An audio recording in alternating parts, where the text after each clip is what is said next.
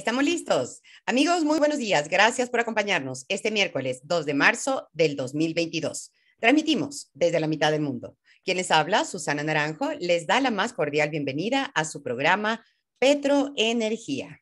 Recordándoles que estamos siendo retransmitidos a través de nuestro canal aliado prensa.es. Es importante comentarles a esta hora el precio del petróleo. El WTI está en 112.02 con tendencia al alza. El Brent en 113.64 con tendencia al alza y el gas natural en 4.739 también con tendencia al alza. Como conocemos, estos son resultados del conflicto entre Rusia y Ucrania. Bueno, se espera más un alza mayor también en el transcurso del día, ¿no? A medida que van avanzando estos conflictos. Pero bueno, el día de hoy tenemos un invitado muy especial. Nos acompaña el ingeniero Fernando Benalcázar, ex viceministro de Minas, actual presidente de la Cámara Ecuatoriana Chilena y quien es experto petrolero. Fernando, muy buenos días y bienvenido. Muy buenos días. Experto minero, perdón. Con todos esos títulos uno se queda asustado, pero bien, ahí estamos a las órdenes. Muchísimas gracias. Bueno, el día de hoy vamos a hablar sobre las resoluciones que ha tomado la Corte Constitucional referente a la minería. Estas resoluciones afectan definitivamente y, no sé si decirlo, crean un estado un poco de inquietud y zozobra dentro del sector, tomando en consideración que tenemos en este momento apenas 2 proyectos mineros grandes de exportación, aparte de todas las deportaciones de la pequeña minería. Perfecto. Coincido 100% que este tipo de resoluciones y sentencias emitidas por la Corte Constitucional en las últimas semanas, meses, de una manera abrumadora, uno tras de otro, diciembre, enero, febrero, sumado a todo lo que se venía dando en los últimos años, claro, genera una incertidumbre porque si bien hay un discurso muy atractivo, muy interesante desde el Ejecutivo que promueve la inversión, que promueve la atracción de capitales hacia el Ecuador, por otra parte, estas sentencias y las interpretaciones que se quieren dar de varias formas o de varias fuentes generan una inestabilidad entre estos inversionistas que poco a poco ven en el Ecuador el nicho por infinidad de motivos, hasta geopolíticos, para hacer esas inversiones. Entonces, lo que ha sucedido en las últimas semanas pone en perspectiva que no puede haber esa dicotomía. Si queremos, como Estado, atraer estas inversiones, como Estado debemos entender en el sector minero que existe una política pública minera, pública y política pública significa del Estado, no significa del Ejecutivo o no significa de la interpretación de alguien más. También que hay un Plan Nacional de Desarrollo proyectado al año 2030 y en este mismo gobierno, el 5 de agosto, se emite un plan de acción para el sector minero que complementa lo antes existente. Entonces, es una situación que preocupa y es una situación sobre la cual podemos discutir más. Correcto. A ver, ¿cómo entender que legalmente estas decisiones, obviamente son legales las decisiones de la Corte Constitucional, pero de qué forma esto va a afectar legalmente y que se contrapone en cierta medida con el decreto 151 y con lo que tú acabas de señalar también, con el plan, ¿verdad? Con el plan, con los reglamentos que están saliendo, el discurso del gobierno nacional sobre una mayor inversión, que se dé una mayor inversión en el país, que dice más mundo en el Ecuador y más Ecuador en el mundo. Estamos buscando que 2 proyectos nuevos también se abran ya este año, pero sin embargo estas resoluciones de la Corte Constitucional de cualquier forma van a impedir, tomando en consideración que las resoluciones de la Corte son de ahora para adelante, ¿verdad? No tienen efecto retroactivo. Entonces, ¿cómo entender esto y de qué forma afectan y a qué proyectos están afectando este momento? Okay. Yo creo que lo que ha sucedido en las semanas últimas con la Corte Constitucional pone en perspectiva que actividades mineras exploratorias futuras van a verse afectadas en las zonas en las cuales estas resoluciones dan, entre comillas, o el derecho a la naturaleza o reconocen derechos de pueblos ancestrales o situaciones similares. En cuanto a futuros proyectos que se transformarían en mina, también tenemos un caso puntual en el Cajas, en donde eventualmente puede afectar a proyectos que ya estaban suspendidos, pero igual en producción temprana, como en el caso del proyecto Río Blanco. Es un proyecto que es del año 2018, pese a que podría generar ingentes ingresos para el Estado, no lo está haciendo porque está suspendido por un tema judicial. Puede afectar a proyectos que están en la zona. Se habla y se anuncia que uno de los futuros proyectos puede ser la mina Loma Larga, eventualmente podría afectar eso, y a otros dos proyectos más que existen en el sector. Es importante las palabras que tú comentas. Cualquier resolución de la Corte Constitucional bajo sentencia es a futuro, y de hecho en la última sentencia, por primera vez explícitamente, y asumo yo que con el afán de dejar las cosas claras, precisamente para evitar las interpretaciones de grupos de interés ambiental, social y de terceros, quedaba muy claro que es a futuro. Si es que se daría esto, resultado en una consulta popular, será a futuro.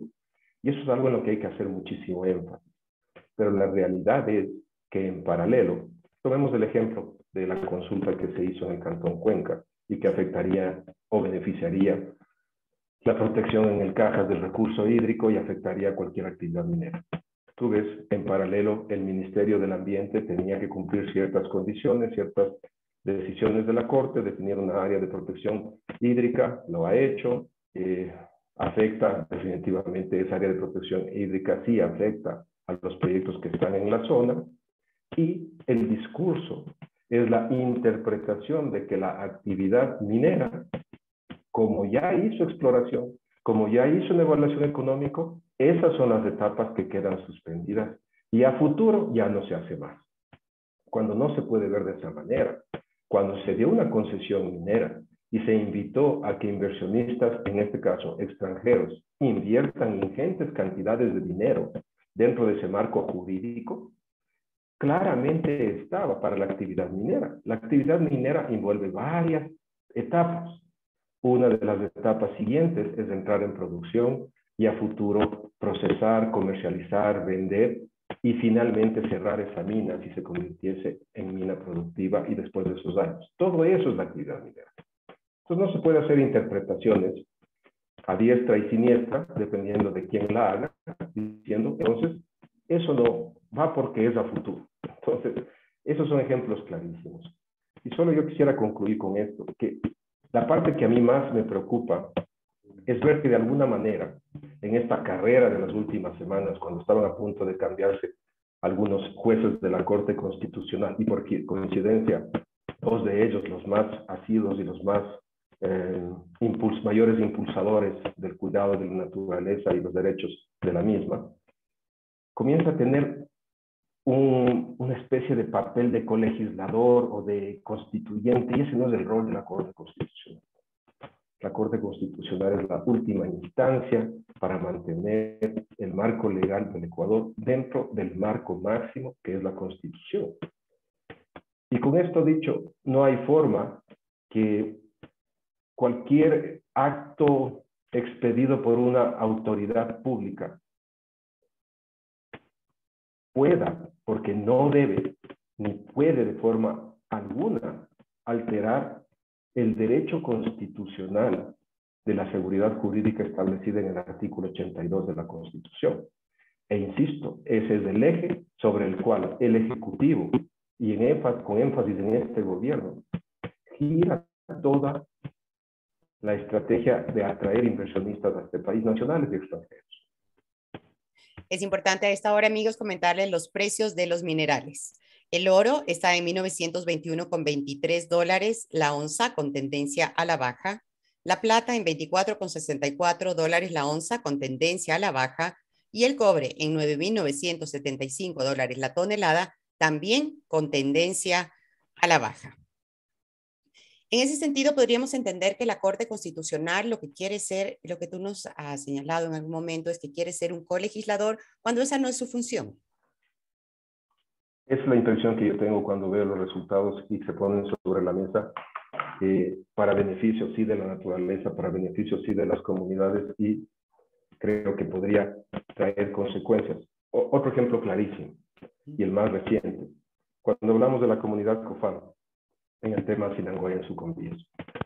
Si tú te das cuenta en ese caso, hay una sentencia, esa sentencia formalmente dice, señores, hay afectación, se ha faltado el derecho de una consulta previa, libre e informada a la comunidad, por ende 20 concesiones quedan suspendidas y 32 que estaban en procesos de exploración o de espera de apertura del catastro para firmarse y legalizar la situación de ellas, de un solo plumazo 52 concesiones mineras quedan fuera. Pregunto yo, ¿qué pasa con el tema de la seguridad jurídica? Seguridad jurídica que en este caso puntual, una de las concesiones era al propio Estado, era a la empresa nacional minera. Y aquí también vienen interpretaciones, en el cual se dice, muy bien, toda actividad extractiva no puede darse a las orillas de los ríos amazónicos. Esta sentencia puede generar definitivamente esa interpretación. O la otra puede ser exclusivamente en el río Aguarico y sus dos afluentes dentro del área de la comunidad indígena ancestral. Pero genera nuevamente una situación en la cual el inversionista, en este caso 52, suponiendo que sea un inversionista por concesión, tarde o temprano se quedan, después de varios años que hubo una concesión y asumiendo que el proceso de concesión cumplió con todos los requisitos de ley y es legal, perdiendo sus derechos y comprometiéndose esa seguridad jurídica que fue el Estado ecuatoriano que le brindó el momento que le dio una concesión. Entonces, para mí ese es el tema más preocupante con este tipo de resoluciones, crear una inestabilidad. Y esa inestabilidad, insisto, no puede venir por una decisión y después por una interpretación de una autoridad pública que quiere definitivamente cambiar las reglas del juego después de años que se entregaron las mismas. Ahora, ¿no sería posible también que todos aquellos concesionarios, ¿verdad? Para la exploración minera puedan demandar el día de mañana al Estado ecuatoriano si los tienen ya en sus manos? No es que pueden, deben, puede suceder, dependiendo del tipo de empresa, dependiendo de la estructura.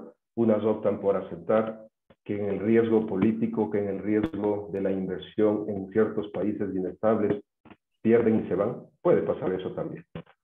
Pero sin irnos muy lejos, las empresas grandes, estructuradas y serias, y dependiendo del nivel de inversión que hayan hecho, pueden perfectamente demandar al Estado ecuatoriano. En el Ecuador hay varios antecedentes en el sector minero y al momento estamos viviendo dos formales.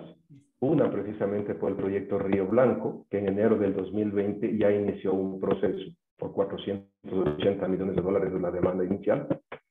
Y el segundo que fue ratificado hace pocos meses, iniciado por la empresa chilena Codelco, que en ese no hay una demanda económica en esta fase, sino restablecer y mantener los convenios país-país entre las dos empresas del Estado. Entonces hay antecedentes. Y definitivamente, si el daño financiero que se dio para esa empresa lo justifica, la puerta quedó abierta con este tipo de decisiones. Correcto. No deberían darse únicamente estas decisiones de la Corte Constitucional para el sitio y el momento específico del que se debe hablar, porque la consulta previa e informada habla de eso, que son aquellos pueblos ancestrales específicamente en su zona y en su momento. Es interesantísimo que traigas este tema y aquí quiero elaborar bastante. El Ecuador, en la Constitución, establece claramente a quién debe hacerse una consulta previa, libre e informada, más allá de lo que se conoce la consulta ambiental. La consulta ambiental está vigente, existe un marco regulatorio, en base de eso se hace la misma y no hay problema. El gran problema viene cuando entre la consulta ambiental y la consulta previa, libre e informada, no existe una ley y un reglamento que defina cómo hacerlo, en qué condiciones hacerlo, cuándo hacerlo, y definitivamente aquí hay intereses terribles. Si nosotros consideramos que en la primera sentencia que la Corte Constitucional ya solicita y dispone a la Asamblea Nacional que se proceda a tener una ley orgánica de consulta previa, libre e informada, es la resolución 0010 del 2010. Y la segunda es de septiembre del 2019. En la segunda, le dice a la Asamblea, señores, tienen hasta diciembre del 2020 para hacer una aprobación de una ley orgánica de consulta previa, libre e informada. A la fecha, son bonitos los intentos, son bonitos los borradores que reposan en la Asamblea Nacional. ¿Y por qué es tan importante contar con esto? Porque desde el sector minero o en general desde el sector extractivo, al tener una ley y un reglamento, se pone la camisa de fuerza y el marco legal referencial para que las arbitrariedades que han sido la base para suspender proyectos de carácter minero petrolero, en la cual dice no han consultado a los pueblos, va a la justicia, en la justicia en primera, en segunda instancia, se decide a favor de esta no consulta, vienen los procesos o los amparos constitucionales, llegamos a la Corte Constitucional y así se ha resuelto y se ha dicho, no ha habido estos procesos. Entonces, para mí, desde el sector extractivo, es una necesidad contar con esa ley. Y en otras entrevistas y comentarios que yo he dado, doy muchísimo énfasis a que es imperativo aunar esfuerzos desde los sectores que requieren ese marco, esa camisa de fuerza para las partes, junto a la Asamblea y demás. Nosotros, desde el gobierno, cuando estábamos en el viceministerio, presentamos un borrador a través de presidencia a la Asamblea Nacional. Yo salí en octubre del 2020, es decir, esto fue en agosto, septiembre del 2020. Nunca se procesó, nunca se hizo nada. Sé que hay 2 borradores presentados por grupos de interés ambiental y social. Sé que hay interés de algún legislador de presentar un borrador, pero sí es imperativo poder contar con esta ley de consulta previa, libre e informada. En ese sentido, Fernando, y a propósito de lo que tú señalas, yo veo que los grupos ambientalistas, los grupos defensores de los derechos de la naturaleza, de los animalitos y más, ellos son completamente activos. ¿Qué pasa con el sector minero? El sector minero está disgregado, no está unido. Ahorita tenemos una ley de biodiversidad donde vemos que realmente no hay mayor fuerza o mayor comentario o argumentación de parte del sector minero. O sea, una cosa es haber ido una vez y presentar ciertas observaciones, pero de ahí no vemos que el sector minero realmente esté involucrado. Entonces, el día de mañana tampoco podemos esperar que la normativa salga acorde a las necesidades del sector tan importante como es el minero en el Ecuador.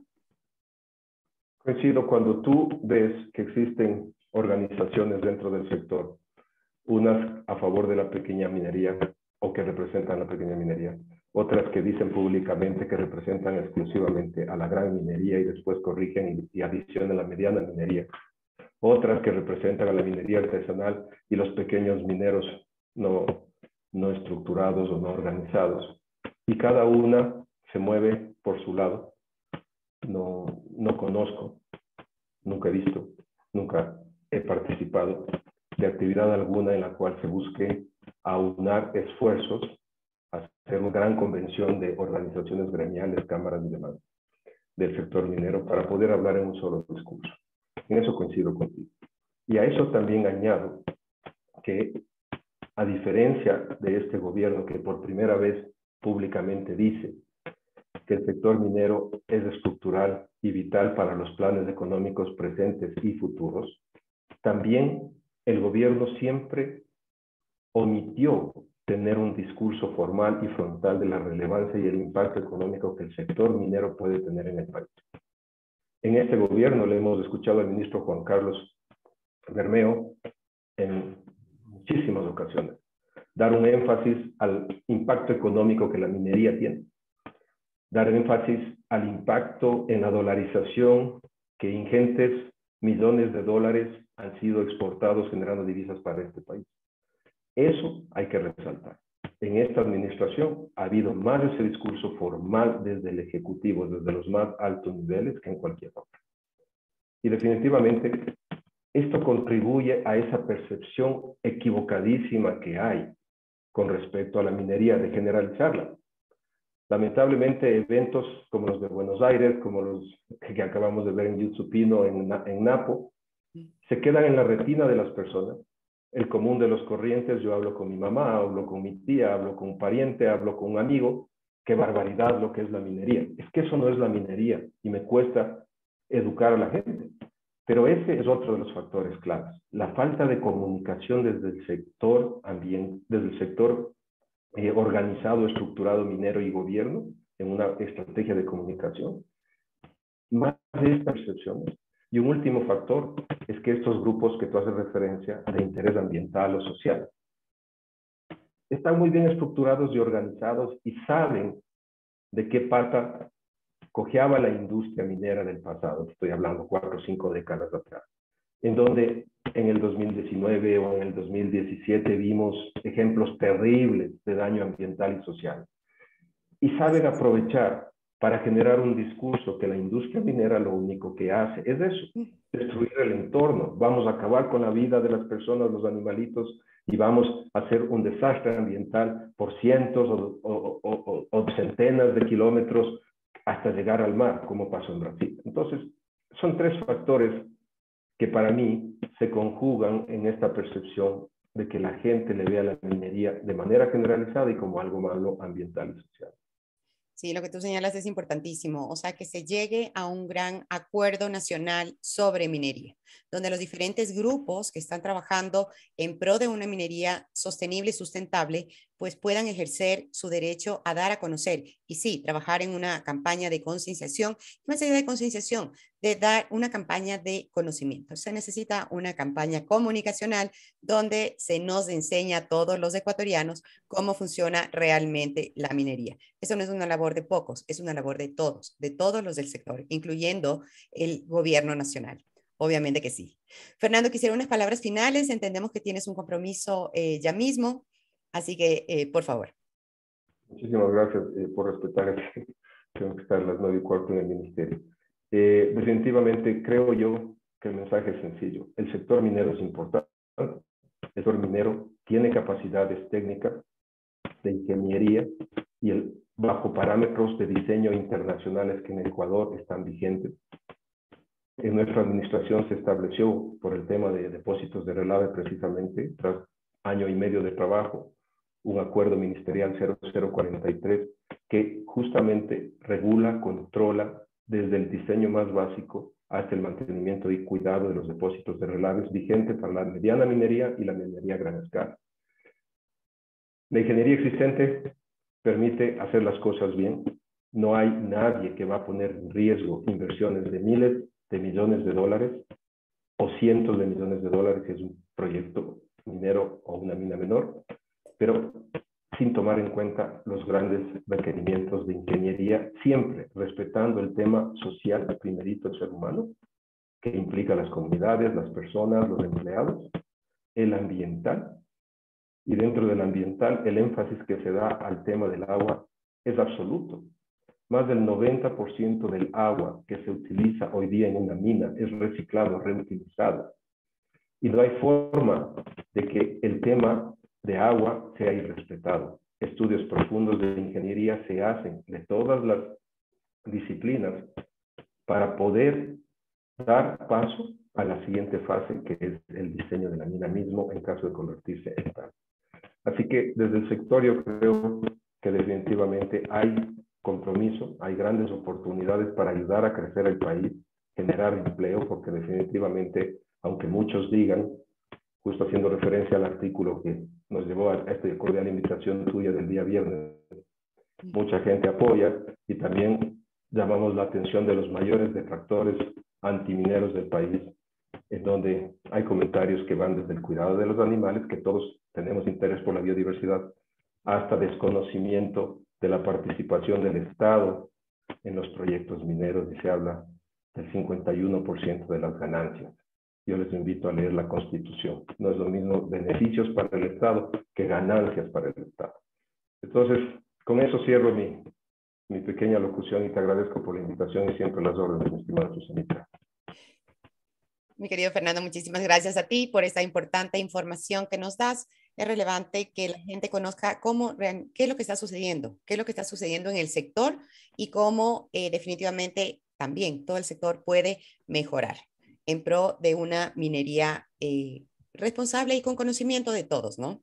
Apoyemos y recordemos que la ley de biodiversidad está ahí y que pronto saldrá.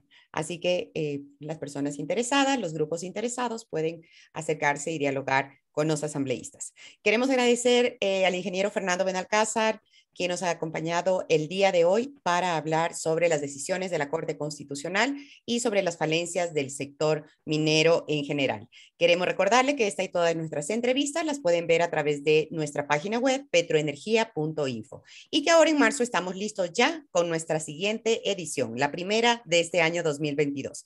Petroenergía, marzo 2022. Así que contáctanos para que tu publicidad esté al día y llegues a la mayor cantidad de personas con influencia en tu sector. Agradecemos a Prensa Minera la retransmisión de este programa. Les deseamos un excelente miércoles. Nos vemos la próxima semana. Gracias a todos.